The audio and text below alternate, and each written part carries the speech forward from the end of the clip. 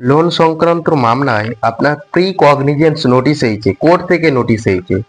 এই যে pre cognisance notice এসেছে এরকম ট্যাম দিয়ে, তো এটা কোন কোর্ট পড়ছে? লোন সংক্রান্ত বেশিরভাগ মামলায় আমাকে বলে যে জুডিশিয়াল ম্যাজিস্ট্রেট কোর্ট কলকাতা লেখা আছে।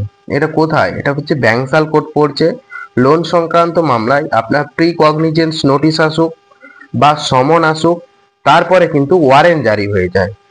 এই নোটিশে যেই ডেটে আপনার হাজিরা, সেই হাজিরার ডেটে কিন্তু আপনাকে উপস্থিত হতে হবে।